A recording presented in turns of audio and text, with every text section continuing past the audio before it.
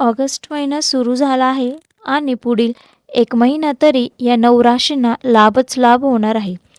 पद, पैसा, प्रतिष्ठा, मान सन्मान आणि पैशाचा पाऊस पडू शकतो असं सांगितलं जातंय. आता पुढील 1 महिना तरी शुक्र याच राशीत असणार आहे. मग तुमची रास कोणती? तुमच्या राशीवर याचा कसा प्रभाव असेल? चला तर जाणून घेऊया. 2026मधील जुलै महिन्याची सांगता झाली. आता ऑगस्ट महिना सुरू झाला आहे आणि ऑगस्ट महिना अनेक अर्थाने वैशिष्ट्यपूर्ण मानला जातो. याच महिन्यात मराठी वर्षातील व्रतवैकल्याचा श्रावण मास सुरू होत आहे. तसेच नागपंचमी, नारळी पौर्णिमा, रक्षाबंधन असे अनेक उत्सव सण साजरे केले जात आहेत. ज्योतिषशास्त्रीय दृष्टिकोनातून विचार केला असता अनेक ग्रहांचे ऑगस्ट महिन्यात गोचर होणार आहे. सूर्याचं नक्षत्र गोचर होणार आहे. तसेच बुधही नक्षत्र बदलणार असल्याचं सांगितलं जातंय.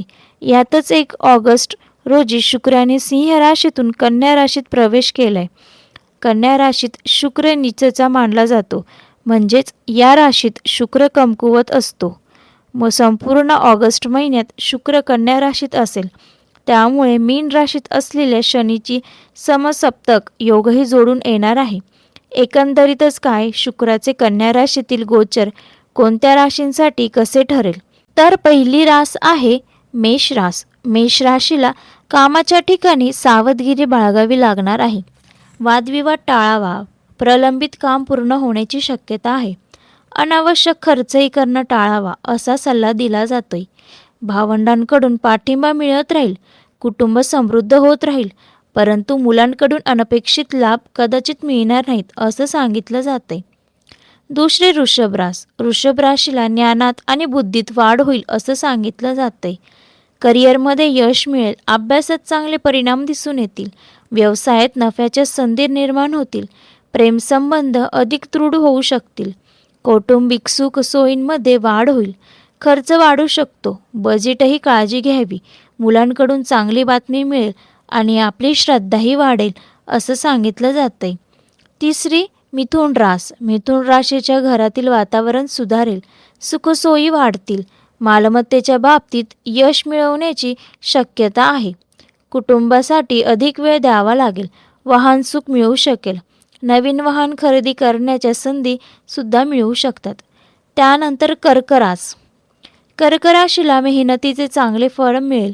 प्रलंबित काम पूर्ण होतील. विपणन माध्यम आणि शेअर बाजारातील संबंधित असलेला फायदाही होऊ शकतो. नातेसंबंध अधिक दृढ होतील. आरोग्याची काळजी घ्यावी लागेल. भावनिक निर्णय घेणं टाळावं. भावंडांसोबतच संबंधही चांगले राहतील असं सांगितलं जातंय. त्यानंतर सिंह रास.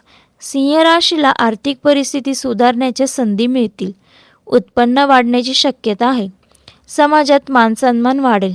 पैशाचे सुज्ञपणे व्यवस्थापन करावे असा सल्ला दिला जातोय. मात्र अनावश्यक खर्च टाळावा. एक सुखाचा अनुभवसुद्धा या काळात येऊ शकतो. दुहेरी लाभ मिळू शकतो. विरोधकांपासून सावध राहण्याचा सल्ला दिला जातोय. यानंतर कन्या रास. कन्या राशीला शुभ आणि फलदायी काळ आहे. मानसिक चिंता कमी होतील. नातेसंबंध सुधारतील. पैशाच्या संबंधित समस्या सुटण्याची शक्यता आहे. प्रलंबित रक्कम मिळण्याची शक्यता आहे. खर्चावर नियंत्रण ठेवावं. उत्पन्न वाढवण्यासाठी प्रयत्न करावा.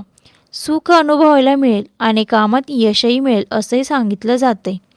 त्यानंतर तुळ रास. तुळ राशीला परदेशाशी संबंधित कामात यश मिळू शकतं. चैनीच्या वस्तूवरील खर्चही वाढेल. आरोग्याची विशेष काळजी घेण्याचा सल्ला दिला जातोय. नोकरी बदलण्याचं टाळावं हेही सांगितलं जातंय. व्यवसायावरील खर्च नियंत्रित ठेवावा. इतरांची मदत घेण्यासाठी संघर्ष करावा लागू शकतो असं सांगितलं जातंय. कठोर परिश्रम करावे लागतील. कौटुंबिक सुखासाठी प्रयत्न करावे लागतील असंही राशी बद्दल सांगितलं जातंय. त्यानंतर वृश्चिक रास. वृश्चिक राशीच्या लोकांना नोकरीच्या नवीन संधी उपलब्ध होऊ शकतात. मेहनतीचं फळही मिळू शकतं. प्रगती होण्याची शक्यता आहे. व्यवसायातील गुंतवणूक फायदेशीर ठरू शकते. अहंकार आणि आक्रमक वर्तन टाळावं असं सांगितलं जातंय. आर्थिक लाभही होतील. सर्व प्रयत्नांमध्ये जोडीदाराचा सल्ला घेतला तर उत्पन्न वाढेल असं सांगितलं जाते. एखादी दीर्घ काळापासून अपूर्ण राहिलेली इच्छा पूर्ण होऊ शकते असं देखील सांगितलं जाते. त्यानंतर धनुराशीची कारकीर्द मजबूत होऊ शकेल. सुखसोयी आणि सुविधाही वाढतील. व्यवसाय फायदेशीर होऊ शकतात. आधारही वाढेल. वाढलेल्या मेहनतीमुळे उत्पन्नही वाढेल. खर्च जपून करावा असा सल्ला दिला जातोय. प्रयत्नांकडून वडिलांकडूनही प्रयत्नांना पाठिंबा मिळू शकतो. प्रगतीच्या अनेक संधी उपलब्ध आहेत आणि धनुराशीच्या व्यक्ती पुरेपूर फायदा घेण्यात यशस्वी होऊ शकतात. त्यानंतर आहे मकर रास. मकर राशीला भाग्याची भक्कम साथ लाभू शकेल. सुखसोयी वाढतील. बेरोजगारांना नोकरी मिळण्याची शक्यता आहे.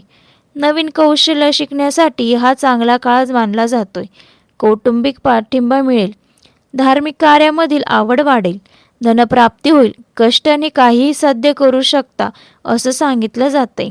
त्यानंतर जीवनस्थिती सुधारेल आणि अधिक मजबूत होईल असं मकर राशीच्या बाबतीत सांगितलं जाते.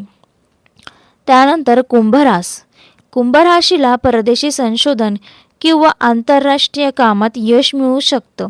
आरोग्याची काळजी घेण्याची सल्ला दिला जातोय. सलोख्याचे संबंध ठेवावे असंही सांगितलं जाते. नातेवाईकांशी वाद टाळावा. गुंतवणुकीची घाई करू नये. नोकरी बदलण्याचा निर्णय घेऊ नये. जोडीदार जे काही म्हणेल तोच तुमचा अंतिम शब्द असेल असंही सांगितलं जाते. कुंभ राशींनी शत्रूंना पराभूत करण्यासाठी उचललेली पावलं प्रभावी ठरू शकतात असं देखील सांगितलं जाते.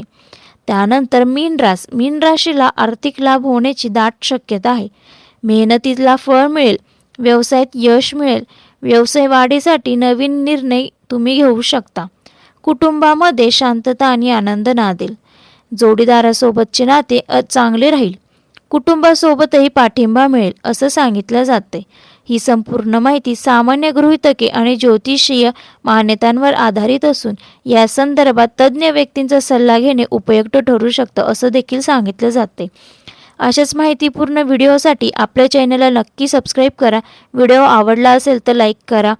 पुन्हा भेटूया अशाच एका नवीन व्हिडिओमध्ये. तोपर्यंत धन्यवाद. Bye bye.